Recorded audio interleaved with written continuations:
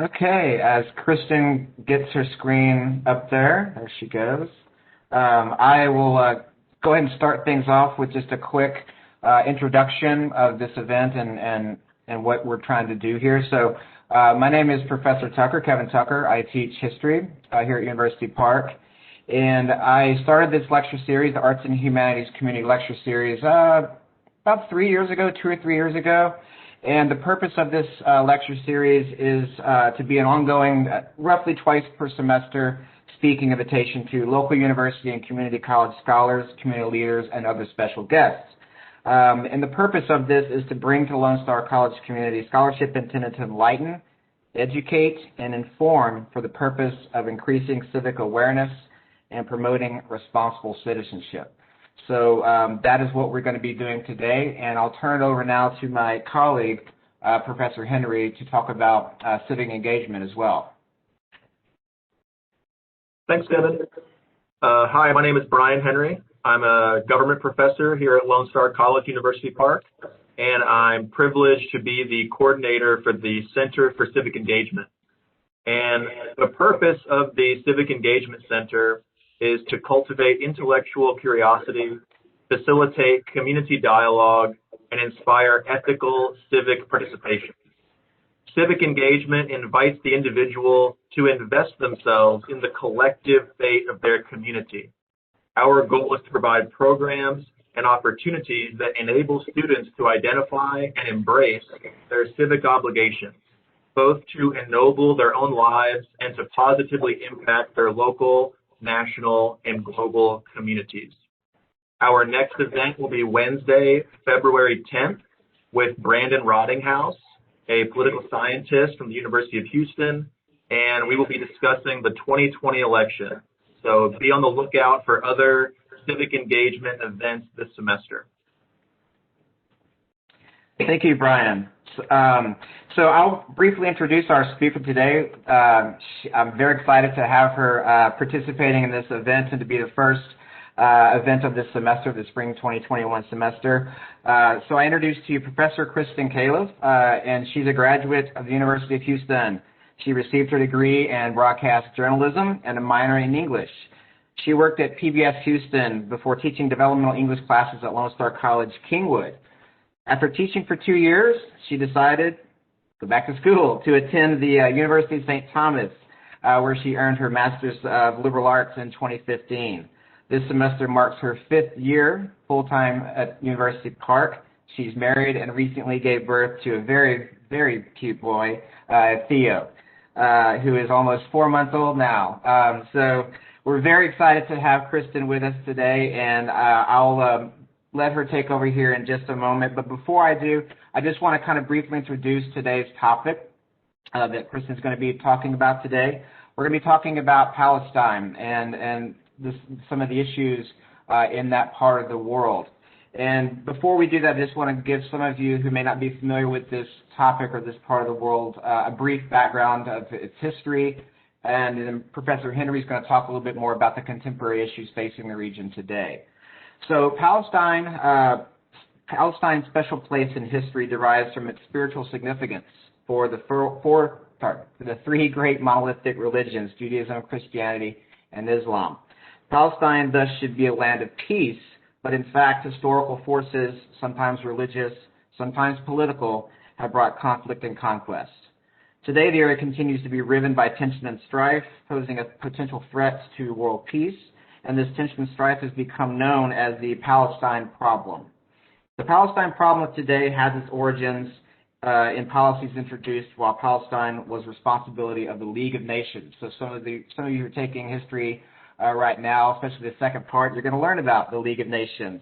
The League of Nations was a forerunner of the United Nations, and it was formed in the aftermath of World War I. After World War I, the British were given control over Palestine, which was an arrangement known as the Mandate. After World War II, Palestine was partitioned into a Jewish area and an Arab area. Arab Palestinians opposed the plan because it involved taking their land and left hundreds of thousands of Palestinians stateless. Jewish refugees who survived the Holocaust in Europe during World War II began immigrating to the Jewish partition. The Jewish population of Palestine increased rapidly, and in 1948, a new Jewish nation state called Israel was established. The United States was the first nation to recognize Israel as a sovereign state. In the simplest of terms, the problems in Palestine involved the establishment of Israel. After several wars, Israel expanded their territory beyond its original borders from 1948 to encompass large parts of Arab Palestine. Today, there is very little left of the original Palestinian partition. So now, Brian, Professor Henry will kind of bring us up to speed on some of the contemporary issues today. Brian? Thank you, Professor Tucker. So as was said, the United States was the first country to recognize Israel as a sovereign state. And for that reason, we have been involved in the ongoing peace process for decades. Jimmy Carter helped to negotiate a peace between Israel and Egypt in 1978, and Bill Clinton helped to negotiate an agreement in 1993 that led to the creation of the Palestinian Authority that would govern the Palestinian territories of the Gaza Strip and West Bank. The goal was an autonomous Palestinian state that would coexist peacefully with a sovereign Israel. But extremist and violent groups in Israel and the Palestinian territories made such a deal nearly impossible.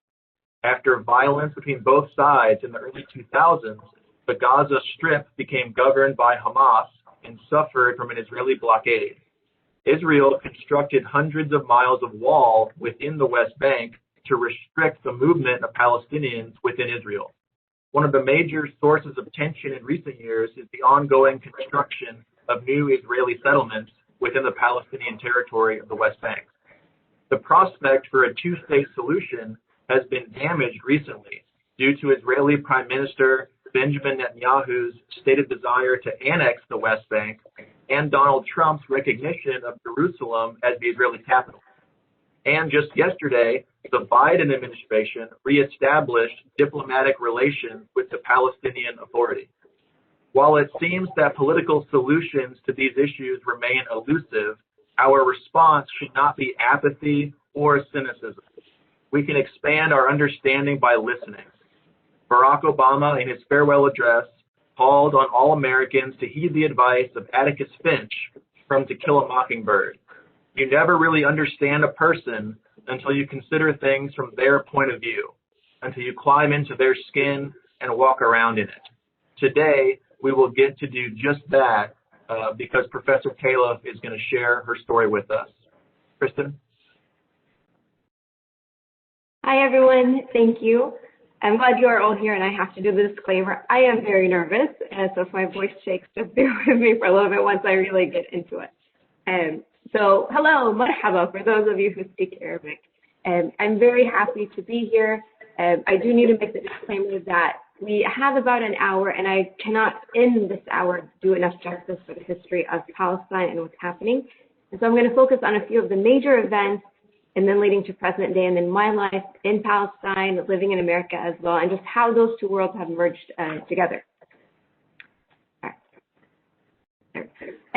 So Palestine, a brief history. Like I said, very, very brief. This is a map from 1946 before the state of Israel was created. And then if you see how slowly we've been dwindling down, it tells you that even though this may have seemed like a religious issue in the beginning, from the very beginning of when Israel was created, it became a human rights issue, which I'm going to talk about in a minute, because what we faced, it was the start of an ethnic cleansing for Palestine. So I know that Professor Henry talked briefly about the history and modern day. Just really quickly, we've always been underneath someone's rule, right? It's a coveted holy land. How could someone not want to be a part of it? So after being under Roman rule, the Ottoman Empire, and the British Empire, there was the question of Palestine, and then we were split. The West Bank went underneath Jordan's rule, Gaza underneath Egypt's control. And then with the Balfour Agreement, it showed the British support for a national home for the Jewish people, which is wonderful, right, after what happened with World War II. But in making a home for them, they took away our homes. And I do mean literal homes were taken away from many Palestinians. At the same time, we faced a nekbah, which is literally translated as a catastrophe. And it is by far one of the most devastating events in our history. It's the start of our ethnic cleanse. 85% of Palestinians were displaced. They became refugees. in Lebanon, Syria, Jordan, and they were forced to leave. And it's not, I mean, if someone comes to your house and says, hey, I'm going to live here, there's a gun pointed to your head, there's very little that you can do to fight it. And the devastating part of it, sorry, these few days have been very emotionally draining. They locked their house thinking that they were going to come back. And these people are not allowed back into Palestine or into Israel after all this time. They're completely forbidden from entering into their homeland, so they haven't been there at all. And then same thing for people who went through the 6-day war, those who fled. This is when Israel seized control of the West Bank. They're not allowed back either. My mom is sending me funny texts, by the way, and she's watching. So I'm trying to calm down and breathe at the same time. So moving on, these are some pictures of the Nakba. And as you see, they're walking, they're leaving. In the top right-hand corner, you see the tents that people lived in. They really did think that this was going to be temporary. You don't know what's going to happen when an entire country is formed on your land. And this is also something I don't think is talked about very often. There were many Jewish Palestinians living, and they did consider themselves Jewish Palestinians. And we lived together in peace. And when everything started happening, and my mom would tell stories that when they would go to Jerusalem, they would meet with some Israelis, and they would say, "We miss you. We miss our neighbors." And so the catastrophe was so extreme for us, but it also affected the Jewish population who was living in Palestine at the time. All right. So, like I said, this is the start of an ethnic cleanse. David Ben-Gurion is the first prime minister, he was the first prime minister of Israel. And in the quotes and in what you read, it shows how we were treated and how we were viewed. So we must do everything to ensure the Palestinians never do return. The old will die and the young will forget. Since we're doing this presentation in 2021, we have not forgotten. Ariel Sharon was another prime minister in the early 2000s. He said that everybody has to move, run and grab as many hilltops as they can to enlarge the settlements, because everything we take now will stay ours. Everything we don't grab will go to them. And so there was already this mindset of how can we take it, to really create the state of Israel. But again, this was happening at the expense of people who have been living in Palestine for centuries. Below, just to put a face to the name, it's Ben-Gurion to the left, and then Ariel Sharon to the right. So in the 80s, and even between the Nakba, which happened in 1948, and the Six-Day War in 1967, there were still other issues, but the major events happened in the 80s. There was a major massacre at a refugee camp in Lebanon orchestrated by the IDF, the Israeli Defense Forces. And then in the late 80s, we had the first Intifada, which literally means it's an uprising. And this started with Israel killing 4 Palestinians and some Palestinian prisoners. And Palestinians protested. And so when I say protested, that's literally what it is. We are not allowed to have any weapons. They will be confiscated. We will be punished for having a weapon, which is why in the picture below you see a child, just a child throwing a rock. A rock does very little damage, if you're unaware, compared to a bullet. So we protested and boycotted because the Israeli economy depends on us, and in a way we depend on them too. We need jobs and they need us to work. So Palestinians boycotted essentially their jobs. They didn't want to pay taxes, which the Israeli government withholds before they release it to the Palestinian government, if they actually release it. And so many teachers, and as a teacher myself, it's important for all of us to know that many teachers don't get paid on time. And so they protested. And so Israel's response was not gentle by any means. They deployed troops with the guide to shoot to kill and take the batons that they had and break the bones, to leave many Palestinians mutilated, unable to move. And in this, during the Intifada, hundreds of Palestinians died. And there was a picture very similar to this one. I could not find the original, but it was another child throwing a rock at a tank that made waves around the world, because up until now, Israel was able to orchestrate this image of itself. And since it's the Holy Land, let me use the comparison of David versus Goliath, that it's a small country trying to make it on its own. But this image proves otherwise, that if anything, Palestinians are David here trying to make it on their own. against big bad Goliath, because in my opinion, and we can agree to disagree, but when there's a child coming at you, you move the guns, you move the tanks away. Shortly after, well, maybe not shortly after, but in the early 2000s, there was some sentiment towards another intifada, which started by Ariel Sharon. He went to the Al-Aqsa Mosque, which is one of the most holiest sites for Muslims, and started declaring that the Temple Mount is in our hands. The same phrase was, they would say it during the Six-Day War, which again caused a lot of tensions to rise. And so Palestinians protested, because our word is all that we have. And so Palestinians had enough with the provocation. It was very blatant what he was doing. And in addition to all the human rights laws that were happening, Israel has continued, and to this day continues to break many international laws, depriving Palestinians of basic human rights. So what do I mean when I say basic human rights? We don't get water. They literally control the water and electricity, and a lot of the water is polluted. And it's not, in case of an emergency, if you live in an apartment, they have to shut off the water if there's a break in the pipe or anything. They can do it, therefore they will do it. That's the life that we've led, where, there's no water right now. Medical needs, ambulances have a hard time coming in. We don't have a lot of supplies coming to us either. A lot of women have given birth at a checkpoint because the Israeli government, or the IDF, decided we're going to shut down this checkpoint. And again, it's not for any reason other than the mere fact that they can. A lot of cruel and inhumane treatment was happening, and a lot of imprisonment without due cause. For instance, my uncle, during the first Intifada, he was kidnapped. I want to say it what it is, because if you're in prison and we don't know where you are or who took you, that is ultimately someone kidnapping you. And for a few weeks, we had no idea where he was. He was beaten, and who knows what other psychological warfare, because he hasn't really talked a lot about it, because it has to damage you to a certain degree. We also had another friend who was imprisoned at the same time, and his form of torture was that the soldiers would light a cigarette butt and put it out on his back. And many Palestinians who have been imprisoned without due cause, sometimes it's unfortunately just being in the wrong place at the wrong time, or you walk by a soldier who's maybe in a bad mood and really hates Palestinians for whatever reason that person was his target.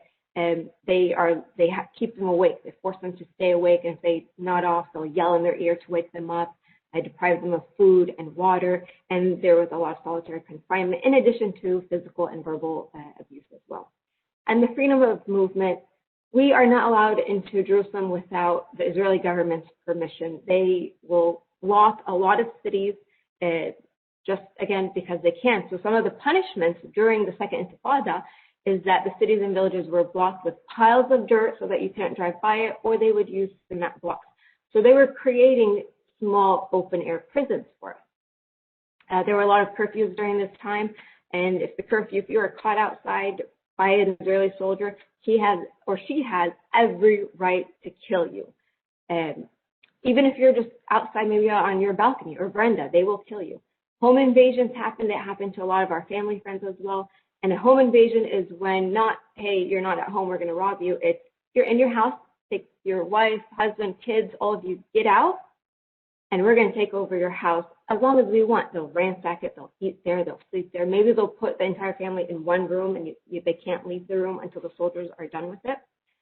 And then another part another thing that was happening during the Intifada, the construction of the apartheid wall. This, the International Court of Justice declared illegal, but Israel is still building it to this day.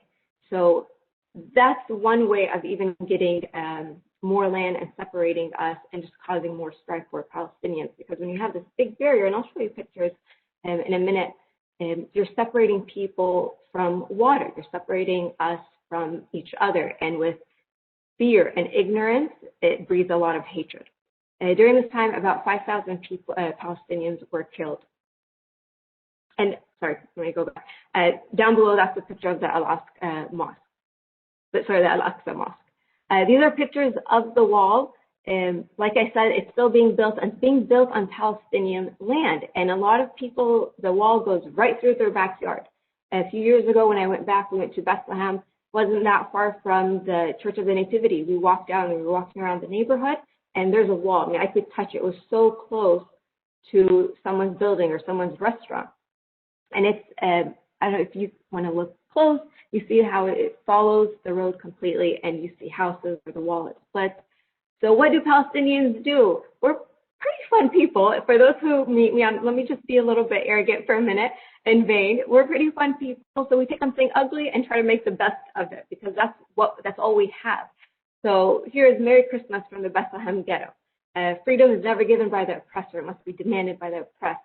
We have graffiti. If any of you are familiar with Banksy, I'm sorry, sorry for messing that up. He's gone and done some artwork on there as well. And so we have to do something. We have to, again, our word is our power. And so this is just another way of sending our message to the world of what's happening. So today, what is going on in Israel? So I wanted to lay the foundation of why we are where we are now. And again, like I said, I can't go into a lot of details in the time constraint that we have, but today we are still facing a lot of issues. There's a lot of indiscriminate use of rubber bullets. If you've ever been hit by one, they hurt. I mean, it's not like you stub your toe on the couch. They are so painful. Guns, tear gas. The United Nations has many times condemned Israel's actions that, hey, you're excessive use of force in the Second Intifada, so, here's a violation. But the violations just mount and mount and mount, and it doesn't matter. They're going to constantly use them. And COVID-19 has been a great picture to paint for how we are living in an apartheid state. The vaccine, they're not planning anytime soon on sending it to the Palestinians. Recently, a lot of the testing sites were also attacked and just, torn to shreds, so that Palestinians living there, my grandmother, my aunt, and I have cousins who live there, are unable, so they are not able to get tested.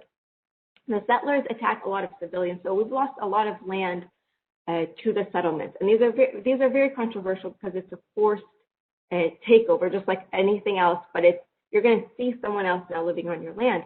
My great grandfather had built an apartment building in Jerusalem, and after the 6-Day War, he had the deeds and everything proving this is in fact our building. And the settlers, all he did was say, hey, these are my papers. I want to show them to you. Try to get the building back. They almost shot him. And he walked from Jerusalem to Ramallah, which is only 15 minutes. Back then it was 15 minutes. Now with checkpoints, it's anywhere an hour, hour and a half too. We're lucky if it's only 30 minutes, honestly. So the settlers are very aggressive, and they're not punished. So here in the States, you have proof. If someone attacks someone else and there's a camera recording it, back home, a settler can call the soldiers or the cops on. Recently, it was on a Palestinian farmer who was just working his fields and they said, oh, the farmer assaulted me. So the soldiers came and shot him. They ruined his crops.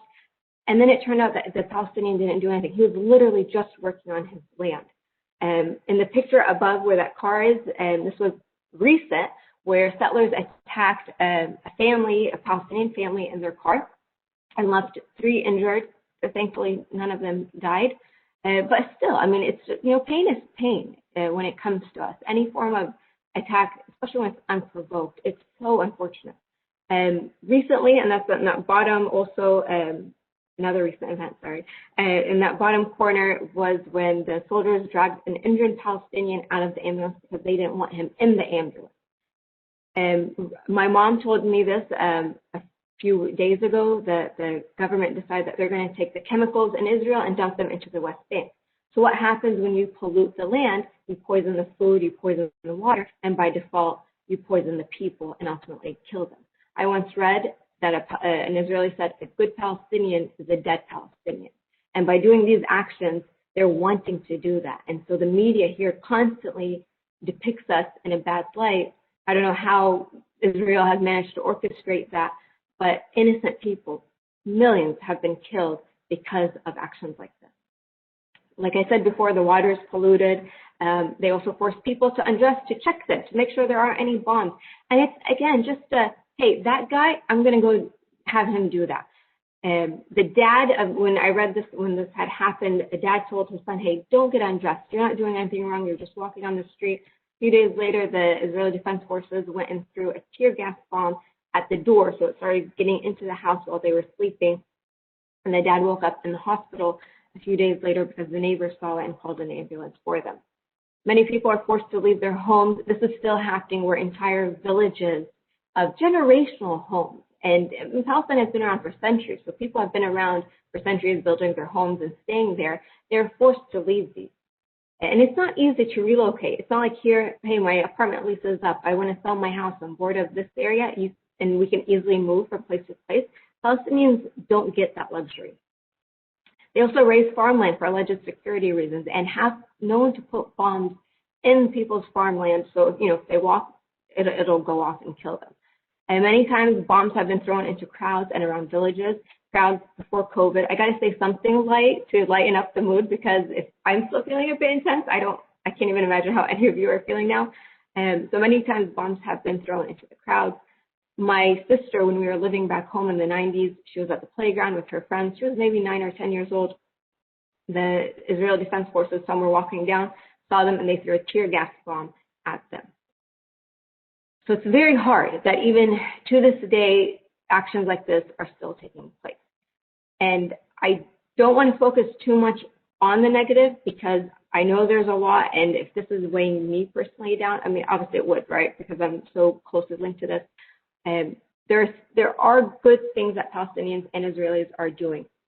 Obviously, it's not going to be these people, right? The ones who are dumping chemicals in our land. Moving around is very hard. So like I said earlier, our movement is very tightly controlled, and it still is. It always will be. We don't have the right to enter Jerusalem, even though we're Palestinian citizens, because we need Israeli government permission. So we go through something like this, a checkpoint. And if you see, everyone is pushed in like sardines. And then sometimes once you get through to the checkpoint, to the Israeli counter where you show them your ID and say, hey, I need to go to work, I'm here to visit, I'm trying to get to Jerusalem. This is a very famous checkpoint called Kalandia, and it's a way to get to Jerusalem. They've been known to turn people back. So imagine standing in line like this, and then you're forced to go back. There on the bottom, once you're done through that little, I don't know, it just reminds me of cattle, honestly, like they're herding cattle. But if you look on the bottom, that little wheelie thing, and last time we went to Jerusalem, my mom got stuck in that, and the woman behind her pushed it, so she hurt her leg, and it's metal. It's like hard metal. And my mom was waiting for the Israeli soldier, because, by the way, I mean, it's literally a military country. So when I say the soldier, they really are soldiers running everything. And while my mom was waiting for the soldier to tell her, hey, come forward, she was stuck in there. My mom was like me, we're very claustrophobic. And so being stuck in there, even if it was only a few minutes, is still too much, because they could just leave my mom there if they wanted to. So let's talk a bit about more positive things. I love this picture down below of smiling children. I like to say that we're a very happy group despite everything that's happening. Our children have had the tendency to mature very quickly, because how could they not when they've had bombs go over their head? They've had, like my cousin when he was little, I'm blanking on the word in English, bullet, sorry, I remembered it in Arabic. A bullet went through his window and shattered the mirror in his bedroom. They grow up quickly. Despite everything that we've seen, we do have the lowest infant mortality rate, which is wonderful, given that we don't get a lot of supplies, medical supplies coming to us. About 70% of children do attend schools. They are impoverished schools, and teachers would love more support, and it's not always possible, but they are making the best that they can, or doing the best that they can. And Palestinians are among the most educated Arabs in the world. Many of us are educated, getting PhDs, medical degrees, and so on, because it's important, right? The same way that we have our word as part of our power and strength that can't be taken, we know, and we teach this to our students, no one can take a degree from you. There has been a lot of attempts at peace between Palestine and Israel, and when we know the government fails us, let's be honest, even the Palestinian Authority isn't always that great either, and neither is the Israeli government. So the people, we have taken it upon ourselves to, how they say here in the government, let's reach across the aisle. That's kind of what we're trying to do. So we have different camps, like the Seeds of Peace, Children of Peace, where the Israelis and Palestinians come together to really talk about their experiences, and we find out that they're no different than us. That's how we were raised. That's how my parents raised us, is, okay, that person is Jewish, that person is Muslim. Are they good to you? Are they kind to you? It doesn't matter, right? That's what we want. Beit Salim is an excellent source. It's an Israeli nonprofit group that talks about the inhumane actions that we've experienced. Jewish Voice for Peace as well has excellent content, and they are very honest about what we, the Palestinians, are going through. And then there are a lot of choirs and orchestras in Palestine and Israel where we have come together. So I want to talk a bit about me. I saw this a few months ago, and I have to laugh at it, and I think we all need a little chuckle. I saw this, I think, on Instagram, where it's still beyond me that Americans sometimes will act shocked that Middle Easterns can be Christians. Bro, it was Jesus of Nazareth, not Jesus of New Jersey. How is this news? I come from a Christian family. We are Greek Orthodox, which is the oldest sect of Christianity. And in ninth grade, I've been living here for a few years by then. And one of my classmates, I told him I was Greek Orthodox. He goes, "Oh, do you pray to Zeus?" And you know when you're caught off guard by something, you don't know what someone said. I looked at him and I go, "Zeus? Who is that?" He goes, "Like Greek mythology." I stared at him and I was like, "No, Chris, we don't pray to a Greek mythological god." So just, again, this is all about becoming more enlightened about what's happening. And I think that this is one of the funniest things that I've read. We do need a little bit of humor today. So it's silly what we do experience. So my life as a Palestinian, I'm very proud to be Palestinian. I tell everyone I'm Palestinian. My husband once asked me, why do I tell the random people we meet that we're Palestinian? I don't know. I just do. Maybe it's a weird habit of mine. But I'm very proud of it. So I was supposed to be born in Ramallah. To age myself, I was born in 1989. But during this time, remember, it was during the Second Intifada, where the tanks were going up and down the roads. And so if they saw a pregnant woman, they would throw a tear gas bomb at her, which would cause an immediate miscarriage. So out of that fear, my parents packed up and came to Houston. They had already been going back and forth between Palestine and Houston. So we lived here for a few years, and then in the mid-90s, we returned to Ramallah. So I lived there, went to just, like kindergarten, only a few years there. And during that time, there was a 3-week curfew where there was no school. We weren't allowed to leave the house for about 4 or 5 days after the curfew was enacted. And then finally, the Israeli government released the curfew just for about 2 hours for us to go get groceries. And then we have to hurry back home. I know lockdown was difficult here in the States during COVID on a lot of us. We still had the freedom to go outside, right? You could go walk on any trails. There, you were not allowed to do it because, again, if you were caught, you would be killed. So when we lived there, my family lived there. It was wonderful.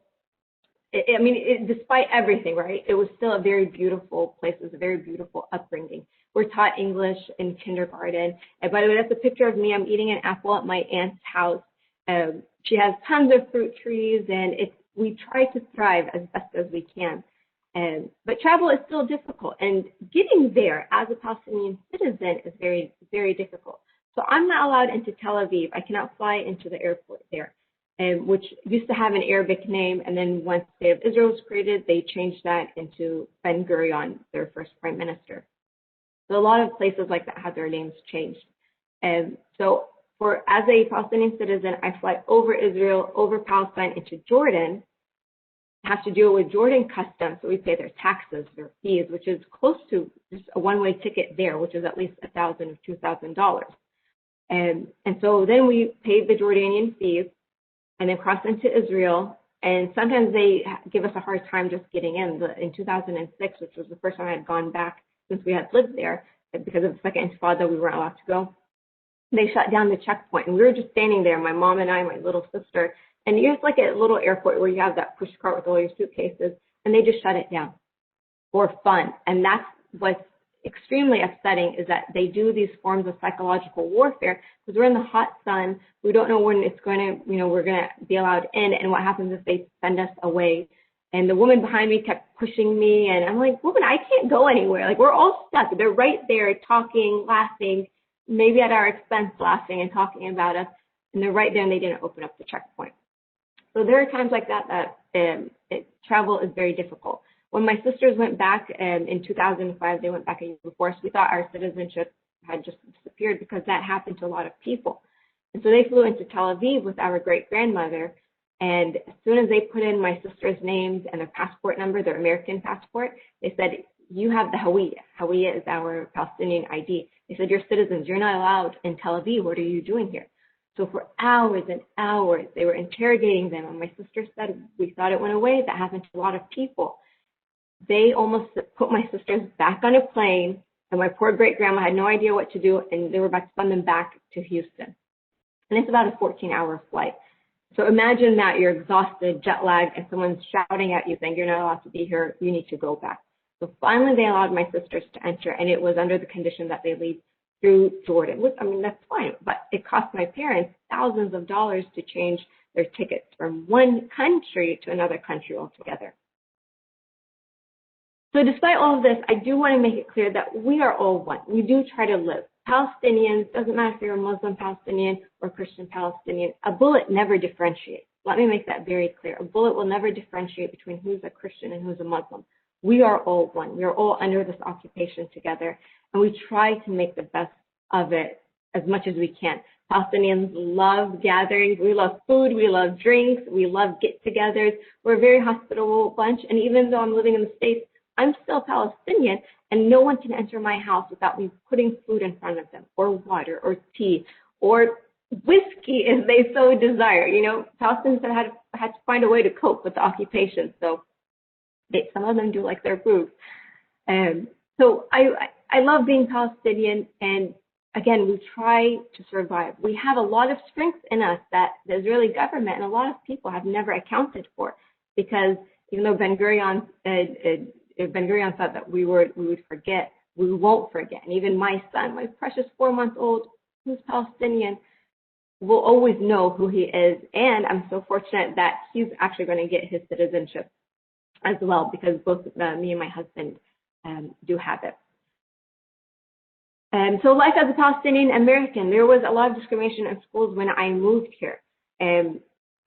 People said, hey, you sound funny. I had a very thick accent when we came here because Arabic is my first language. Even though we were taught English at a young age, it's still the only language I had really known fluently at that time. And 9/11 was absolute hell for us, honestly, when that happened. I had people say, Kristen, 9/11 is your fault if it wasn't for your people. You can't put the acts of someone else who was unrelated to Palestinians on the shoulder of a 7th grader. Another student during this time had said, my mom said I can't trust Palestinians. So I looked at him, and if you know me, I'm not a very confrontational person, but I was so riled up because there was just one thing after the other. I looked at him and I go, well, do you trust me? He said, yes. I told him, you go and tell your mom that she is wrong. And I was livid. The principal knew about what happened. The teacher was crying when she found out that this happened in her class, because discrimination is horrifying. When you have been discriminated against for who you are, it's very heartbreaking, and it does something to you mentally, emotionally. My sister, when bin Laden was killed, my little sister, she went to school, and some kids said, hey, Catherine, are you sad that your uncle is dead? And she goes, what do you mean, my uncle? They go, oh, haha, Osama bin Laden, he was killed. And she goes, what is wrong with you? So the beautiful thing of what that school did is that they had a whole rally, a pep rally, or maybe not pep rally isn't the right word, but just a meeting with all the student body, talking to them about tolerance and how, the things that people say is so ignorant. And a lot of this, what we've come to realize, it comes from the parents. Children listen to us. They hear us, even if we don't think that they're listening. And so those kids that said that about me, about my little sister, they were listening to their parents, because you're not born racist. You're not born to discriminate about anyone. We're taught that the older that we get. Like I said a while ago, that there is a lot of media bias. You're not going to talk about the good that Palestinians have done. You're not going to hear about how Palestinians and Israelis are working together to find hope, to find common ground. I do believe that there's a lot of hope for the future. That's how I'm planning on raising my son. He's going to know who he is, and he's going to be welcoming of all people, because that's how I was raised. That's how my parents raised us, because we don't want him to be discriminated against. And like I said earlier, I'm very proud that he's going to have his dual citizenship. That makes me, as a Palestinian, very proud, because our roots are there. Like I said, my grandmother and my great aunt still live there. My mom's house is there. My dad's house is there. So we have such, our presence is there, and it's not going to go away anytime soon. So I have some pictures I would like to share with you with you all. This picture is of my mom's house, this building right there in the middle. And it's just, you see the street leading up to their house. And the house to the back left is my dad's house. So there's just one big hill where my family lived. And so it was always easy to go up the hill, going to my aunt's, to my grandma's, my dad's house. It was actually my dad's house growing up. Sorry, my parents had another house when we lived there. This is the inside of my mom's house. And I failed to mention earlier that in 2006, I was held at gunpoint. We were all held at gunpoint in the middle of this house. My parents own a restaurant, pizza restaurant back home. And one of our employees' cousin, we don't know who he is, had thrown a rock at some of the soldiers. And the IDF is very thorough. They thought, okay, this guy is really related to this guy who works in this restaurant. Let's go see if the owners have him hidden in their house. That's literally what they were doing. So in the middle of the night, my mom woke up to the sound of the tank, and we were ready to go. We didn't know what was going to happen, but we were ready for whatever it might have been. And they were banging on our door. If you can tell, there's a steel door at the end of the hallway. So our doors are reinforced. There are bars on the windows, and all we hear is a, open up, let us in, yelling at us in Arabic, let us in. They come in, hold us at gunpoint, and there's literally, guys, a gun not just a few inches away from my head. And we're sitting, 4 gunmen, and sitting in the living room, 4 gunmen to one side of me, and then 4 on the other side where the rest were searching the house for that random guy. And at one point, the soldier who had the gun right next to my head turned around, and on that table, he saw a stack of our passports. And he goes, "Are you American?" And he's whispering, because if he's caught, he's going to get in trouble. What is he doing talking to the people held at gunpoint, right? And I said, "Yes, we're Palestinian." He goes, I go, "Yes, we're American." He goes, "I'm American too." I said, "Oh, what am I going to do when someone has me at gunpoint other than to have some small talk?" So I asked, "Where is he from?" He said, "Virginia." So he's talking about how we're in Texas, and I had been to Virginia before, and it's so beautiful. And you're talking about like Doritos and Coca-Cola, yay, America, Six Flags, whatever. And there was such a peculiar moment in that he obviously found a connection with us. He found a connection to America, because any Israeli citizen by law has to sign up to their armed forces.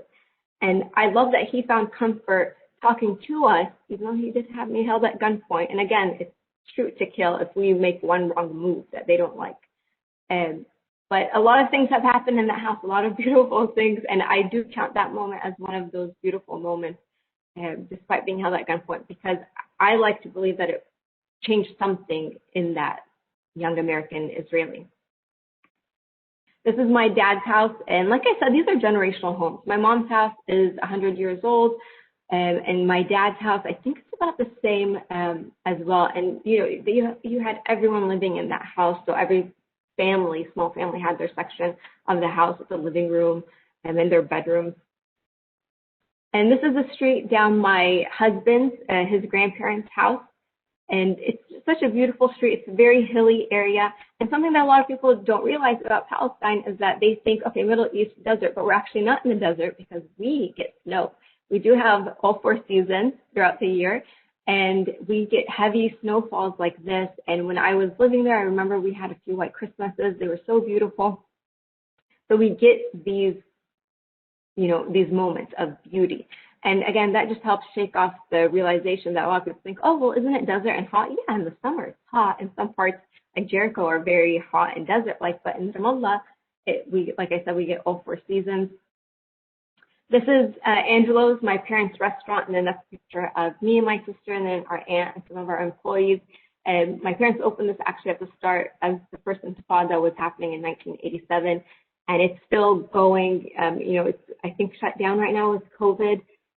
But it's one of the, of course I'm going to say it right, but it is by far one of the most popular pizza restaurants in Ramallah.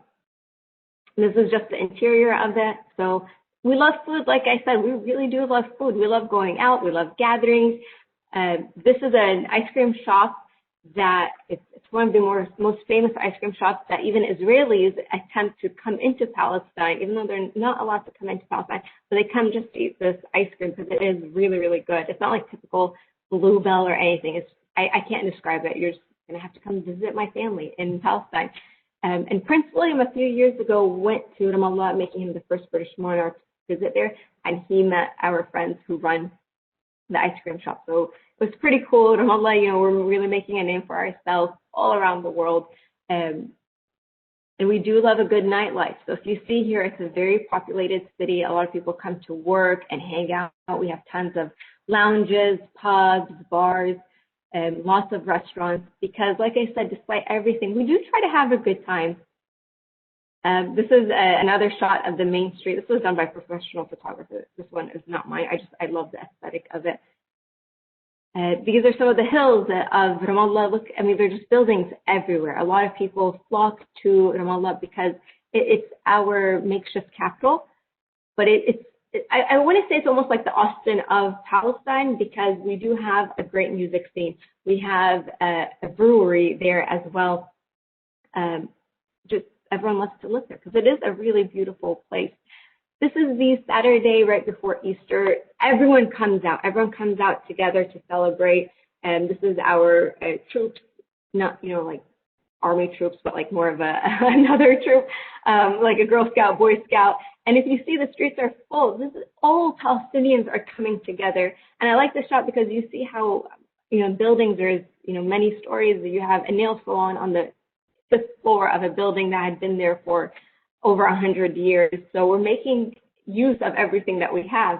Everyone comes out together. During Ramadan, I go break fast with my friends, with my Muslim friends, and we have such a wonderful time. I mean, the streets at night during Ramadan are just as full as it is here celebrating Easter. And that, again, I want to make it clear that we are all one. We all come together because we have to. We have to band together. This is just another shot of Ramallah. It's, like I said, very populated. Everyone loves to live there. Tons of buildings. I mean, if you come and drive in Montrose in Houston, in the Heights in Houston, you see a lot of apartment buildings because people want to live there, and that's the same what's happening here. Here's our brewery, the Taibe Brewing Company. Like I said, we do love our drinks. People have gone rock climbing, and then the picture to the left is of one of the lounges that we have during what's it called, the World Cup. They have big screens where we will go watch soccer and eat and dance, and there's live music. And there's another picture of the hills because it is a very beautiful place. And what we see a lot on the news is more, here are some broken buildings. Here's where a bomb went off, and look at the destruction. But there's so much beauty here, and we have to know it. We have to make it clear that there's such beauty. I mean, look at that snow completely blanketed everything, the whole area. This is a spring that was near a Palestinian village where the Israelis forced the Palestinians out, and they built a national park instead and a settlement, of course. They tend to do that on a lot of the land that gets confiscated. But the spring, when I saw this picture, I thought, oh, I have to share this. It's so beautiful because it's so ancient. Our land is so ancient, and then we still have water coming towards us. And then I think this is my last picture. This is the entrance into the old city in Jerusalem. If you've ever seen pictures of it, it's magnificent. And for my collection, I couldn't find a really good one.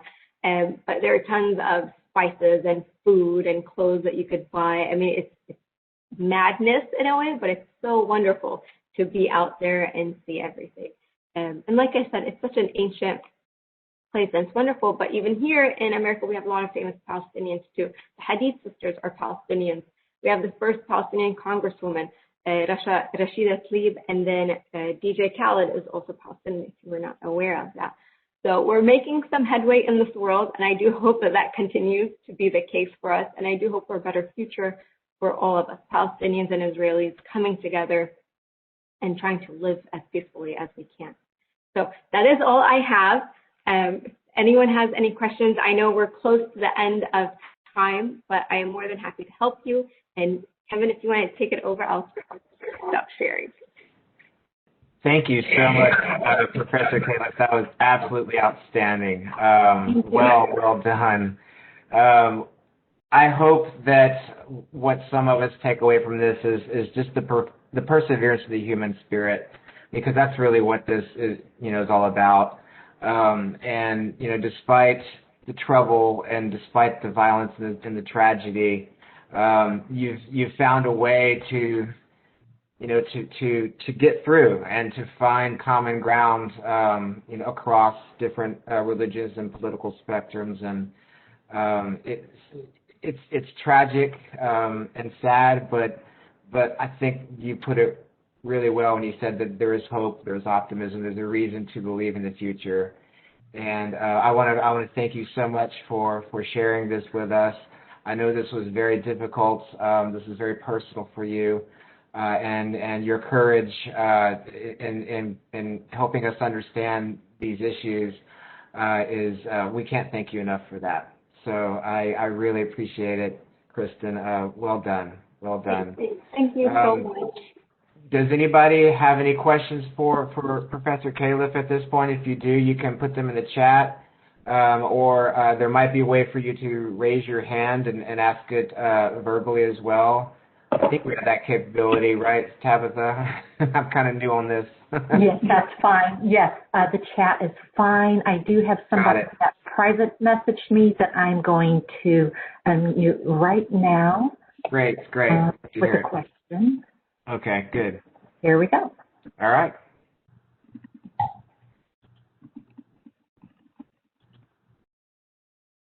Stu, you're unmuted.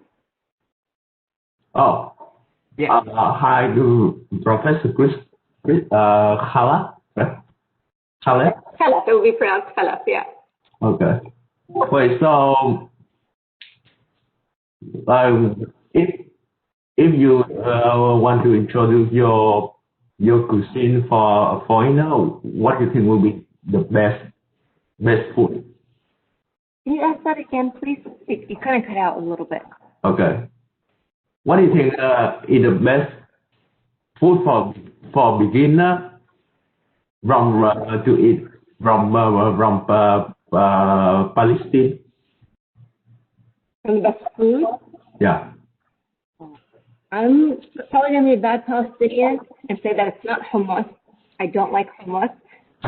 Shawarma is absolutely amazing. I love a good shawarma. And that ice cream that I showed you, that one is actually one of my favorites. Okay. I miss that terribly from back home. I really do. And for religion, you say you are Greek Orthodox, right? Yes.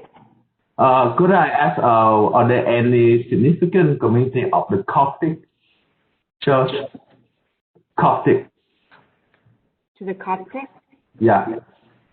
The Coptic Church? I honestly don't know. I know that we're similar, but I'm going to be very honest. I'm not well versed in it to give you a good answer on that.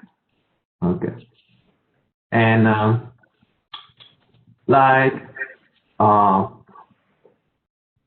for traveling, what is easier for you to travel to nearby Arab country? It would be traveling easier to other places. For example, to Jordan or to Lebanon. To Lebanon? So because of the relations between Israel and Lebanon, and even Syria, they stamp our passport. And I pulled out the passport, but it turns out I had taken off the sticker. If our passport has that sticker, it's usually the Israelis, when we go through the checkpoint, they'll stamp and say we're not allowed to enter through Lebanon or Syria. Now, obviously, if we renew our passport, then that sticker, that stamp goes away. But essentially, for anyone who's not Palestinian citizen, any of you can enter Israel and travel it top to bottom easy. If you're Middle Eastern, they may give you some trouble, but if you're not a Palestinian citizen, okay, they just heckle you for a bit, and then you're free to go on your way. Anyone who's Jewish from any country in the world has every right to enter Israel, and they travel easily. They can get their citizenship, which is, upsetting for us who live there. We have such, tight control or tight watch on our movement. So it's easy for the most part, but traveling to Israel is really the most difficult part. And even parts of Palestine are very difficult to travel. Oh, gotcha. I heard that you say Palestine discriminated by the government and sometimes by the racist people from Israel.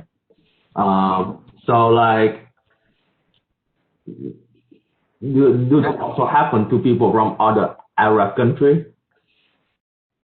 I think it has. If I remember, I do believe it has. I know a lot of the African population from Ethiopia, Ethiopians who moved to Jerusalem, they have had a lot of discrimination as well.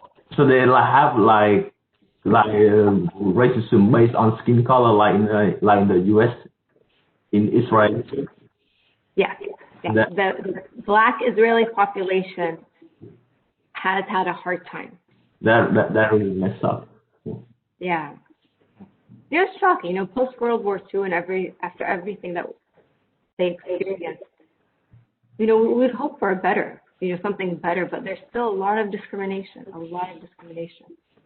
When Oops, sorry. Oh, sorry. I think he got muted again. I do have a couple more questions. I'd like to unmute real quick, if that's okay. Do you have time, Kristen? Yeah. Okay, thank you. And I'm sorry about the other meeting that sometimes it mutes out after a certain time. I'm unmuting Dahlia. Oh, thank you, Deb. Yes. I just want to answer the question before. First of all, I want to say, Kristen, I'm very proud of you. I'm her mom. Thank So you. I'm very, very proud of you. You've done a wonderful job. I know it's been very sentimental on both of us, actually, because when you cry, I cry. So you've done a wonderful job. As far as the Coptic religion, it is very close to Orthodoxy, and in Ramallah, in the past few years, the Coptic Church built a very, very beautiful church on top of a hill in Ramallah.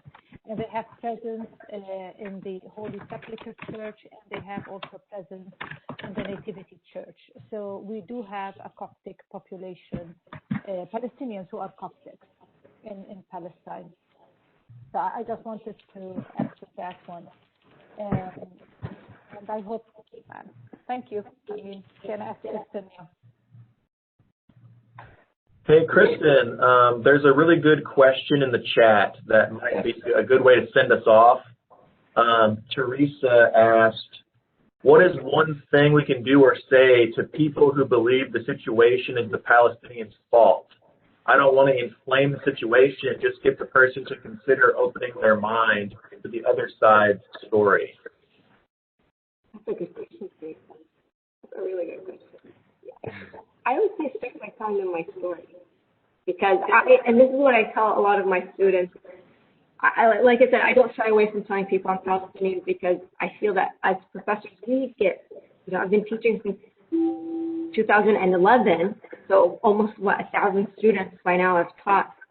Every class except for 2 classes have known that I'm Palestinian. And those 2 classes are just the bad classes that we randomly get. I didn't want them to know much about me. Anyways, I digress. I take it upon myself to be the poster child, to be the spokesperson in that moment for Palestinians, and tell them, no one asks to be forced out of their home. I mean, imagine all of you right now, if you're sitting in your home, like Kevin, I see you, someone's going to come to your door and say, get out of this house or I'm going to shoot you. It's not please step out, let me live there. And so we need to be aware that the media is very biased against Palestinians, and that when there's so much bad pointed at us, we have to be more critical, think more critically to realize it can't be possible, right? And that we're only bad, we only do bad things.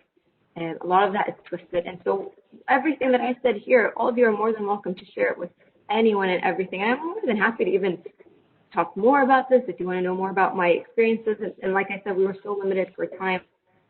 So there's a lot that I really had to limit from the presentation. And tell them no one, let me tell you, no one wants their child to be dead. As a new mom, I don't want to end this on a sad note because I'm only almost 4 months postpartum.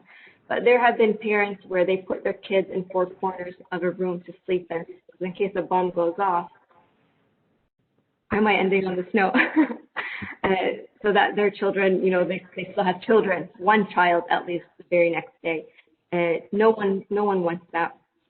And so whenever we hear those stories, I think it's important to share what we know, as uncomfortable as it was. And everyone on the panel here knew, I don't know how I'm going to do this. I had a hard time with this because it's so emotionally draining.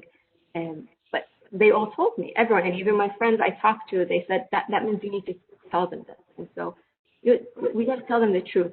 Don't listen to American media. Don't even the Israeli government website had almost a very narcissistic comment of, when I was looking up for how many Palestinians were killed in the second Intifada, they said, again, this is an Israeli government site that said, the high cause of Palestinians' death is because of their direct involvement, something like that.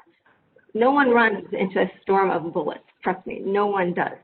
And when someone throws a rock at a soldier, the whole IDF will go after the entire person's family. They're really good on collective punishment. And so these are the stories that we really have to talk about. Yeah, so anything I said here, you're more than welcome to share that, Teresa. And you're more than welcome to talk to me later if you want.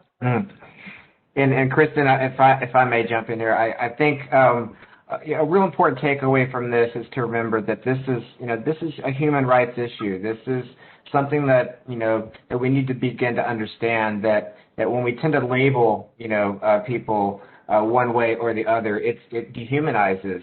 And I think what your presentation will help with is to remind everyone that these are human beings, and they're in this situation. They're caught in sort of the currents of history and all the things that have happened.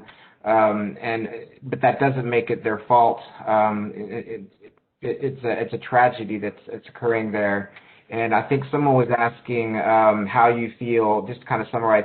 How do you feel about the future? How optimistic are you that some of these problems will maybe be solved one day?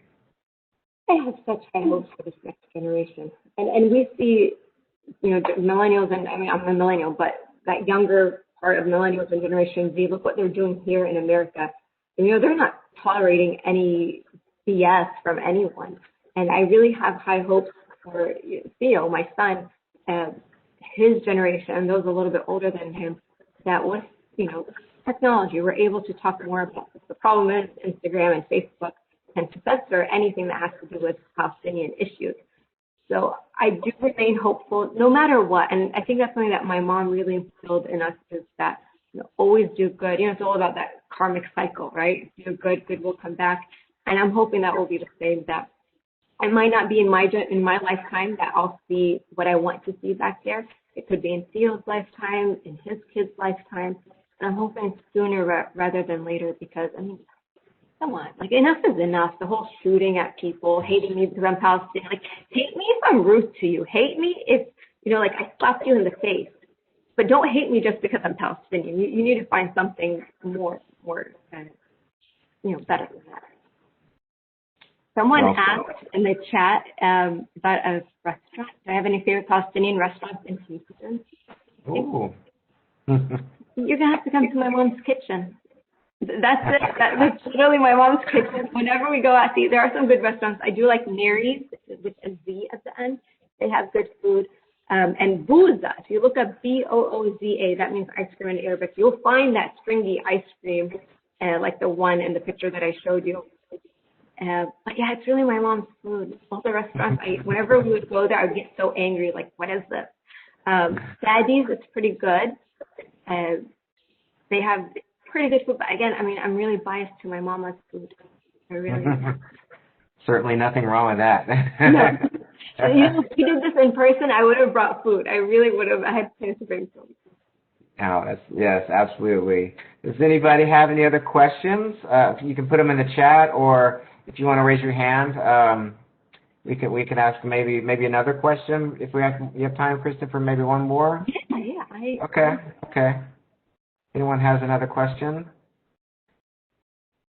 I think someone was asking about, are there things that are happening now that you believe will lead to greater progress? Like any specific things or developments that you're encouraged by to see?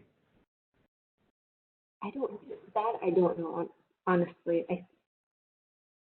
I think I really like the Jewish Voice for Peace and the Beit Salim that I had listed. They have really, really great information.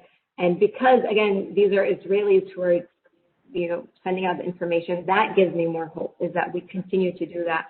And I once met a rabbi actually at St. Thomas, and where she does this interfaith I think it was an interfaith blog or, workshops where she has an imam come and a pastor come, and it's all about talking.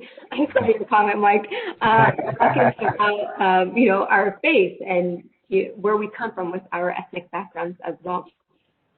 By the way, Mike Donnelly said that bowl and pepperonis are good. Those are my husband's restaurants. I tease my husband because Angelo's, my parents' restaurant, opened up way before they opened up pepperoni. So I tell him, hey, you guys got so jealous, you have to come here and open it. And I stand by it because no one beats our pizza. Wonderful. I actually did have a question I was curious about too, because we had talked before this about seeing the parallels between what is happening in Palestine and all the things that you expressed today, and then some of the things that have been happening in this country over the past year with the social justice movements and George Floyd. And I was curious, did the George Floyd incident make an impact in that part of the world? What was the reaction to that in Palestine? Do you know how that maybe has impacted the community there? I think Americans, our Black population, will always have the support of Palestinians because we know what it's like to be discriminated against. And didn't they kill George Floyd they suffocated him, right, with the knee? Yes. Yeah. Killed by police. How many Palestinians have gone out that way? Many. Our heart goes out for all of you. And so there was that push for supporting Black Lives Matter. The ironic part is that Israel had a march for Black Lives Matter. But again, look at how you're treating us. And look at how they treat Black Israelis as well. So we had a lot of demonstrations in Palestine in support of George Floyd because, you're getting it from a whole group of people who've had enough is enough, known only occupation for many of us. So huge support. We've seen a huge move for that. Great. That's fantastic. Oh, and my mom, thanks, Mama. My mom just texted me that there's a mural on the separation wall for George Floyd as well. That big nasty wall, right? We got to make it. Absolutely. Yes, absolutely. Absolutely. And of course, we know a little bit about something about walls in this country too, with what's been going on the border. And so, unfortunately, we're seeing that develop here. And these are issues that are here in the United States as well to some extent. And I think that's important to remember and to learn from what you presented today, so that in this country that hopefully we can avoid some of the truly tragic events that you've experienced yourself personally. So we thank you for that for sure. Does anybody have any other questions? You asked one about the better future. I do hope for a united, it would be, separate. We have our own state of Palestine, which, by the way, the UN did recognize a few years ago.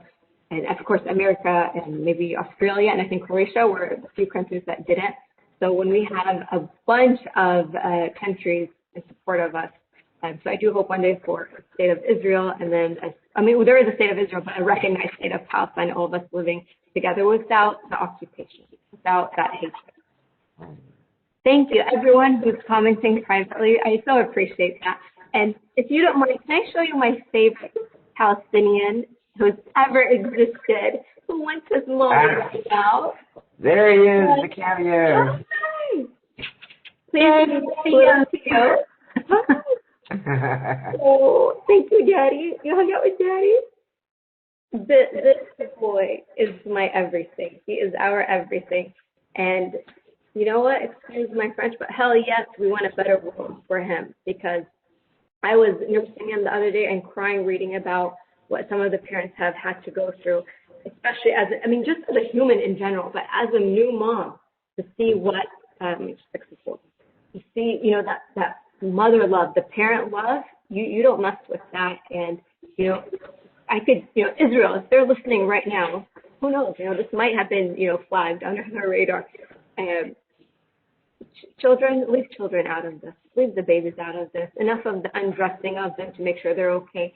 I did not go through 36 hours of labor, no epidural, to think, how am I going to make my son hurt himself, kill himself, or for a cause. There are other ways that we can achieve this. There are many, many other ways we can achieve this. And I can hope that everything I'm doing now is just so this little guy has a wonderful future. Yeah. Yes. Very well said, and I couldn't agree more with that sentiment. He's beautiful, and he's the future, and I just hope that we now, at this time, the adults of today, I hope we can work to make that future better for him. Let's work together on this. Let's make this world a better place so that he doesn't have to experience some of the things that Kristen and her family have gone through, and countless other families across the region, even across the world, because this is going on in many, many places. And I think it's important for us to understand that, to kind of try to look beyond our own, short horizon, our daily lives, and to remember that there's a great deal of heartache and tragedy out there, and anything we can do to try to diminish that, I think, is an incredibly important goal, and that is certainly one of my objectives with this lecture series, is to bring that empathy and to bring that awareness to people, and so that hopefully we come away with this thinking, we're all human, right? This is all about human and human rights, and so I want to thank you again, Kristen. This was an outstanding presentation. I think it's one of the most impactful lectures that I've ever had in this series. This was truly amazing. I did want to ask, what would you think about if sharing this PowerPoint presentation? Is that something you would be willing to do? Because I think we could maybe make that available to the attendees and students. Does that sound okay? I'm totally happy with that. I'm more than happy. And, like I think I said earlier, there's so much that we have experienced, so much that we're still experiencing to this day, and I can't give Palestine the full justice that it deserves. I don't even think a semester on Israel-Palestine conflict would be enough. No. But I hope that you're all leaving at least with a more open mindset, because just very quickly, when we were living there, we went to the Dead Sea, and an Israeli guy came up to us and said, "You don't belong here, leave." And my mom looked at him and said, "No, we belong here as much as you do." And so we stayed there. And so someone tells me, good Palestinian is dead Palestinian. No. So I'm hoping that we're leaving, but with a better, more open mindset. Because whenever I meet someone who is Israeli or Jewish, I'm like, we're cousins. And some people think that's funny. Other people are like, oh, no, she did not just say that. But, religious-wise, I know, we are. We are cousins, so. Yes, very well said. I hope you all would enjoy it. Absolutely. Does anybody have any other final words as we close things out? Okay. Thank you so much, Kristen. It was wonderful. Yes. Thank you so much, Kristen. This was fantastic. Thank you, everybody, for attending and for participating in this event. I hope it was enlightening. I hope it was, impactful for you. And I really, really appreciate your taking the time to join us today. Professor Henry, would you like to add some words? There's going to be other events in the Arts and Humanities Community Lecture Series. There's going to be other events with civic engagement. So be on the lookout with your instructors and with the University Park social media accounts. If you liked what you heard today, there's going to be plenty of other opportunities to expand your horizons and learn more about the world you live in. Yes, absolutely. Well said. Okay, with that, we're going to close this down. Thank you again for everyone who joined us today, and I hope you have a very pleasant afternoon and a wonderful evening, and I hope that your semester goes really well. So thanks again on behalf of Professor Henry, Professor Khalaf, and myself, and the wonderful staff, Tabitha, Diego behind the scenes, who really helped us put all this together. Thank you to them.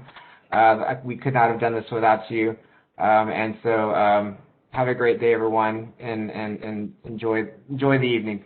Thank you very much. Thank you, everyone. Bye-bye. Bye, Theo.